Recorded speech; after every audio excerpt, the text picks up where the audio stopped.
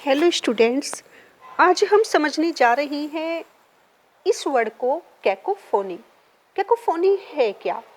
अगर रियलिटी में बिल्कुल प्रैक्टिकल होकर हम इस वर्ड को समझते हैं कि साउंड्स का हम पर काफ़ी इफ़ेक्ट पड़ता है। कुछ साउंड्स ऐसी होती हैं जो हमारे मन को काफ़ी रिलीफ प्रोवाइड करती है, शांति देती है, हमें उसे सुनना बार बार अच्छा लगता है।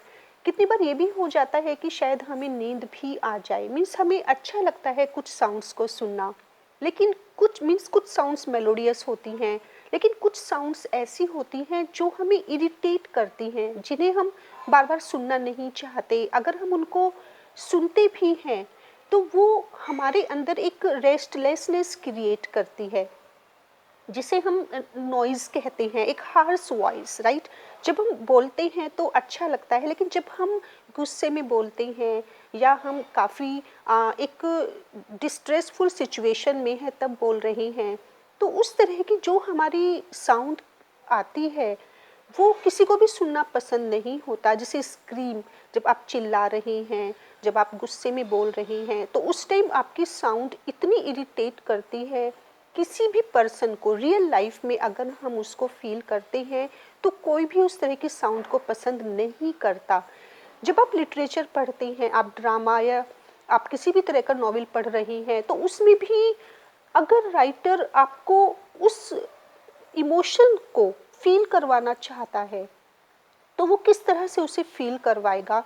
वो इस तरह की कॉन्सोनेंटल साउंड लेता है कि रीडर्स, क्योंकि वो सुन नहीं रहे हैं लेकिन वो उसको फील कर पा रहे होते हैं उस कैकोफोनी को। Means cacophony that is like a bad sound, जिसे हम कह सकते हैं। जैसे कि आपको एग्जांपल देते हैं, मैकबेथ में 3 विचेस हैं और शेक्सपियर उनकी उस हार्श, उनकी स्क्रीम को, जो विचेस होती हैं, उनकी उस स्क्रीम को रीडर्स को जब फील करवाना चाहते हैं तो उसके लिए वो यूज़ करते हैं उनकी उनकी language. Double double, toil and trouble, oh fair is foul and foul is fair. इस तरह की लिटरेचर में हम साउंड को फील करते हैं। लेकिन रियल लाइफ में आपने देखा होगा, बच्चे बहुत अच्छे लगते हैं जब वो बोलते हैं, लेकिन वही बच्चे जब क्लास में शोर करते हैं, जब क्लास में बोलते हैं, सब एक साथ होकर चिल्लाते हैं, तो उनकी साउंड्स कितना इरिटेट करती है, सभी को इरिटेट करती है। तो कह सकते हैं कि कैकोफोनी क्या है? ये एक मेलोडियस साउंड नहीं है, ये कभी भी गुड इफेक्ट नहीं देती। ये एक तरह से अप्रोयर कह सकते हैं आप इसे। नॉइज है या स्क्रीम, कि जब आप चिल्ला रहे हैं, राइट, तो ये हार्श साउंड हम इसको यहाँ पर बोलेंगे। या फिर जैसे कि अगर रियल लाइफ में देखें तो ट्रैफिक में जब आप देखते हैं, ट्रैफिक में कोई एक्सीडेंट हो जाता है या बहुत ज़्यादा जैम है और जिस तरह का शोर होता है, उस टाइम इरिटेशन होती है, वो शोर कोई भी पसंद नहीं करता। या फिर बैटल फील्ड में जब लड़ाई होती है तो लड़ाई के टाइम जो शोर हो रहा होता है, ये इसी अगर ब्रीफ में कहें तो ये कैकोफोनी है। Cacophony that is not a melodious, melodious sound नहीं है। किस तरह की साउंड है? एक हार्श साउंड है, लाउडनेस होती है वहाँ पर। So cacophony is a Greek word, means bad sound. It is the use of a combination of words. तो कैकोफोनी में किस तरह के वर्ड्स का कॉम्बिनेशन होता है ताकि ज़्यादा से ज़्यादा लाउडनेस क्रिएट हो, नॉइज रीडर्स को फील हो, हार्श साउंड क्रिएट हो। और रियलिटी में, in reality, cacophony in real life, people yelling in a traffic accident. Okay, जब ट्रैफिक में लोग फंस जाते हैं या कोई भी किसी भी तरह का एक्सीडेंट होता है तो जितना शोर वहाँ पर होता है, या लोग जब जैम में फंसते हैं तो किस तरह से चिल्ला रहे होते हैं, dishes crashing on the floor, right. तो ये एक रियल लाइफ में हम जो एग्जांपल देखते हैं, बर्तनों की, किचन में से बहुत ज़्यादा आवाज़ें आना, या फिर आप फ्लोर पर बर्तनों का जब गिर गिर जाते हैं, या डिशेस टूट रही हैं फर्श पर, तो इस तरह की जो हम रियल लाइफ में साउंड्स देखते हैं, सुनते हैं, तो वो हमें इरिटेशन प्रोवाइड करती है। This combination of words, okay, जो भी कॉम्बिनेशन होता है कैकोफोनी क्रिएट करने के लिए, ये कॉन्सोनेंटल साउंड्स का होता है स्पेशली, और उनका जो मेन पर्पस होता है वो होता है सिर्फ हार्श साउंड क्रिएट करना। This combination of words with rough or unharmonious sounds is used for a noisy poetic effect. तो यहाँ पर एक लिटरेरी आर्टिस्ट, लिटरेरी राइटर क्यों यूज करता है, क्या क्रिएट करने के लिए? Noisy poetic effect. किस तरह का इफेक्ट वो क्रिएट करना चाहता है जो काफ़ी नॉइजी हो, फुल ऑफ हार्श साउंड्स हो। Sometimes we might use more cacophonous sounds if we are upset. तो ये कब कब होती है कैकोफोनी साउंड क्रिएट? जब हम बहुत ज़्यादा, जैसे कि आपको पहले बताया था, हम गुस्से में होते हैं, किसी से नाराज़ होते हैं, किसी से कोई शिकायत कर रहे होते हैं, हमारा मूड सही नहीं होता, तो उस टाइम इस तरह की साउंड्स को हम क्रिएट करते हैं। जब हम बहुत ज़्यादा अपसेट हैं, choosing shorter words with explosive consonants. तो किस तरह के कॉन्सोनेंट्स हम यूज़ करते हैं?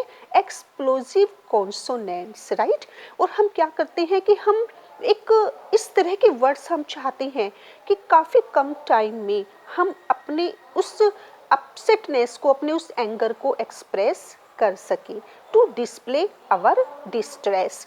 तो ये जो हम कॉन्सोनेंटल एक्सप्लोजिव कॉन्सोनेंटल साउंड्स लेते हैं, हम ये क्यों लेते हैं? ताकि हमारे अंदर जो भी इमोशंस हैं उसको हम कम से कम टाइम में क्या कर सके, उसको डिस्प्ले कर सके, उसको रिलीज कर सके। और तब जब हम ऐसा करते हैं, अपने डिस्ट्रेस को, अपने इमोशंस को हम रिलीज करते हैं या डिस्प्ले करते हैं, तो तब कैकोफोनी क्रिएट होती है, कैकोफोनियस साउंड्स आती हैं और वो काफ़ी बैड साउंड होती हैं, हार्श साउंड्स होती हैं।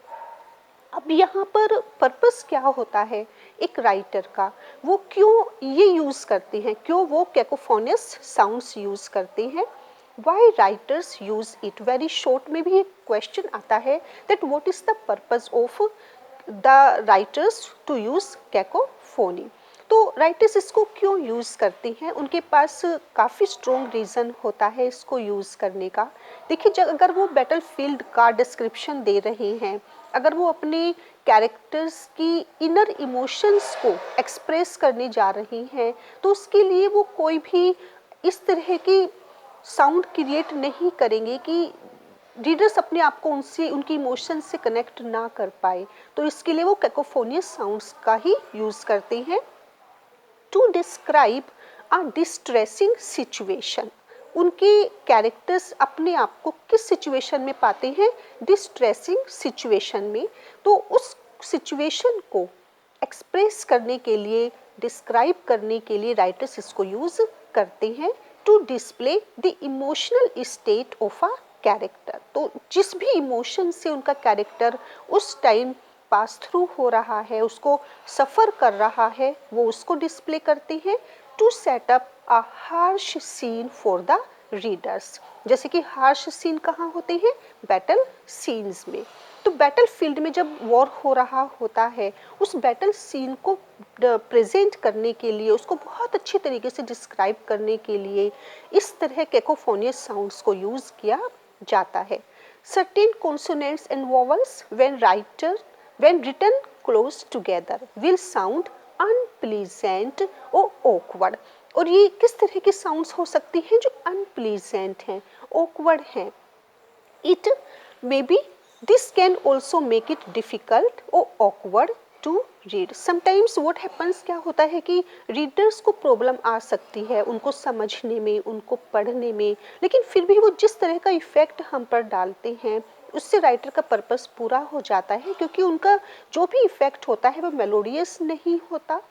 Author use it in both in prose and poetry. Okay, it is used in novel, in drama, to help bring life to their writing by making the sound of their words and that reflect the subject, mood or setting they are writing about। तो writers इनको use करते हैं कि जिस तरह की भी वो सिचुएशन क्रिएट करने जा रहे हैं, जिस तरह का वो इफ़ेक्ट अपने रीडर्स पर उस टाइम डालना चाहते हैं, तो उसी तरह की साउंड को अपने वर्ड्स के थ्रू, स्पेशली जो कॉन्सोनेंटल साउंड्स होती हैं, एक्सप्लोजिव कॉन्सोनेंट्स, उनके थ्रू वो उसको डिस्प्ले करते हैं। अब यहाँ पर एग्जाम्पल देखिए, tolling of distant bells noise of a busy city street or classroom full of unruly children, chaotic violence of a battle ground. कहीं दूर से आपको आवाज़ें आ रही हैं बेल्स की और वो मेलोडियस नहीं है वो साउंड, या फिर बहुत ज़्यादा शोर होता है जब हमारे आसपास स्पेशली स्ट्रीट पर रोड पर आप जा रही हैं, कहीं भी अगर आप घर से बाहर निकल रही हैं तो कभी कभी इतना शोर होता है नॉइज। जैसे कि मेट्रो सिटी में हमेशा आपको काफ़ी नॉइजी स्ट्रीट मिलेंगी, क्लासरूम का आपको एग्जाम्पल दिया था, और battle ground, even dark emotions. Okay, अपने कैरेक्टर्स की डार्क इमोशंस को प्रेजेंट करने के लिए भी इसको यूज़ किया जाता है। और ये डार्क इमोशंस किस तरह की होती हैं? गिल्ट, रिग्रेट और सोरो। वो दुखी हैं या वो कोई ना कोई गिल्ट है उनके अंदर जो उनको परेशान कर रहा है, किसी भी तरह का रिग्रेट है, पछता रही हैं। World filled with fantasy and mysterious setting, किसी भी तरह की उनको कोई भी मिस्टीरियस सेटिंग अगर वहाँ पर उनको प्रेजेंट करनी है तो वो इस तरह की साउंड्स का यूज़ करते हैं। कितनी बार हॉर्न की आवाज़ होती है, या फिर आप कोई भी अपना व्हीकल जब आप स्टार्ट करते हैं तो वो जिस तरह की अनप्लीजेंट साउंड्स होती हैं उनको हम ब्रीफ में कह सकते हैं कि वो सब कैकोफोनी है। वो मीन्स वो किस तरह का इफ़ेक्ट हम पर प्रोवाइड कर रही हैं, इरिटेशन वाला। इसको इसकी बहुत ज़्यादा हार्शनेस है, कैकोफोनियस की जो साउंड होती है वो फुल ऑफ हार्शनेस है, लेकिन उसके बाद भी इसको यूज़ किया जाता है। अब यूफोनी को अगर देखते हैं, कंपैरिजन करते हैं कैकोफोनी की यूफोनी से, तो आपको इजीली समझ में आ जाएगा। कैकोफोनी एक तरह से अनप्लीजेंट साउंड्स हैं, noisy and uncomfortable consonants sounds. लेकिन यूफोनी क्या है? Euphony is the use of pleasant sounds. Okay, इसके बिल्कुल अपोजिट है। It is the opposite of the literary device euphony. Euphony is the use of pleasant sounds, लेकिन cacophony was the use of unpleasant, harsh or bad sounds. Euphony is the use of pleasant sounds like vowels, semi-vowels and nasal consonants that create pleasant and harmonious effects for the reader. Like cacophony, euphony is also used to create a specific effect. तो दोनों बिल्कुल opposite हैं। Cacophony harsh sound है, bad sound है, unpleasant sound हम कह सकते हैं, एक तरह से अप्रोयर, स्क्रीम, जो रीडर को एक तरह से सरप्राइज करती है।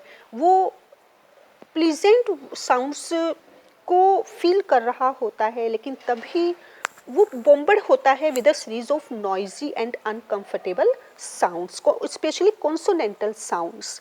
लेकिन यूफोनी क्या है? Use of pleasant sounds.